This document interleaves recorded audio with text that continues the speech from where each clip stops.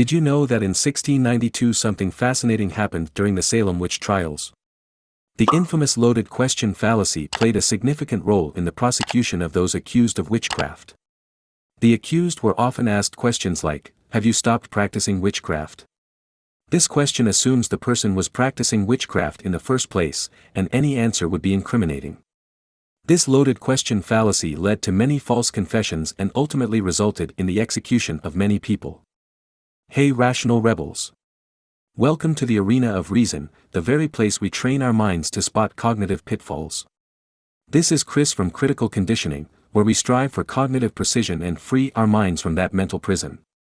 Today, we're exploring the loaded question fallacy, a fallacy that occurs when a question is framed in such a way that it assumes something not yet proven, putting the respondent in a difficult position.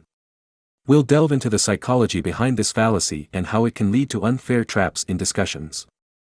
Before we delve into this intriguing topic, remember to hit that like button, subscribe to our channel, and ring the notification bell to stay updated with our mind-strengthening content. If you find our podcast valuable, consider supporting us through PayPal using the link in the description. Your support helps us continue our mission of promoting rational thinking.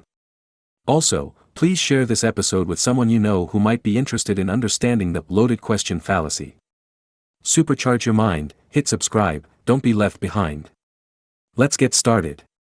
Let's explore some concrete studies on this topic. A study published in the journal Discourse Processes in 2011 investigated how loaded questions can influence people's memory and judgment. The researchers found that when participants were asked loaded questions, they were more likely to recall information that supported the assumption made in the question. This shows that loaded questions can not only manipulate responses but also shape our memory of events. Another study, published in the Journal of Experimental Psychology, General in 2016, examined how asking loaded questions could influence people's behavior. The researchers found that participants who were asked loaded questions were more likely to conform to the expectations embedded in the question. This demonstrates the power of the loaded question fallacy in shaping people's actions. The loaded question fallacy is prevalent in various real-world scenarios. Here are 6 examples that you might be familiar with. 1. In a job interview, the interviewer asks, "Why were you unsuccessful in your previous position?" This question assumes the applicant was unsuccessful, putting them on the defensive. 2. A reporter asks a politician, "When did you stop taking bribes?" This question assumes the politician took bribes in the first place. 3. During a debate on gun control, one person asks their opponent, "Why do you want criminals to have easy access to firearms?" This question assumes the opponent's position supports criminals having firearms. 4. A parent asks their child, "Why don't you care about your grades?" This question assumes the child doesn't care about their performance. 5. In a discussion about animal rights, someone asks, "Why do you support the torture of animals for food?" This question assumes the person supports animal torture.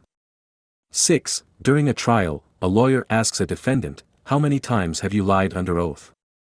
This question assumes the defendant has lied under oath before. Individual differences can make some people more susceptible to the loaded question fallacy. Studies show that individuals who are less open-minded may be more likely to fall for loaded questions, while those with lower emotional intelligence may be more likely to be influenced by the emotional appeal of loaded questions.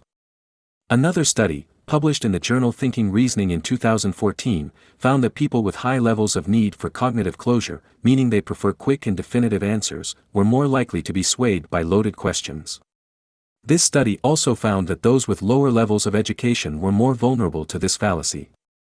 To spot the loaded question fallacy, you should pay close attention to the assumptions being made in the questions being asked. If the question contains an assumption that hasn't been established as true, it's likely a loaded question. Also, consider whether the question is unfairly leading you to a specific conclusion, rather than allowing for open discussion on the topic. To avoid falling victim to the loaded question fallacy, first, recognize the assumption embedded in the question and address it directly. You can respond by challenging the assumption or asking for clarification before answering the question. This will help you avoid being trapped by the loaded question and forced to accept an unfair premise. Second, practice critical thinking skills. By developing your ability to analyze and evaluate questions, you'll be better equipped to recognize when someone is using the loaded question fallacy to manipulate the conversation.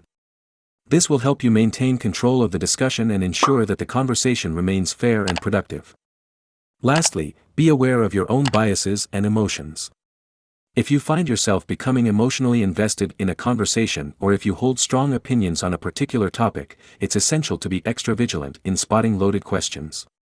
By doing so, you'll be better prepared to engage in rational and open discussions without falling for the loaded question fallacy.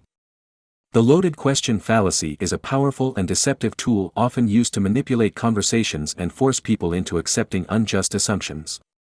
By understanding how the loaded question fallacy works, you'll be better equipped to engage in rational discussions. Remember, always challenge the assumptions within a question to maintain control of the conversation. So, rational rebels, what are your thoughts on this fallacy? Have you or someone you know experienced a similar situation? Share your perspective with the community and in the comments below. Your support is incredibly valuable to us. If you can, please consider making a donation through the PayPal link in the description. Every contribution helps us continue creating content that promotes critical thinking. Thank you for being a part of our mission. Keep your mind sharp, raise your banner with a like, enlist and subscribe to become a rational rebel alike, avoiding all the pitfalls that may come your way. This is Chris from Critical Conditioning, signing off for today.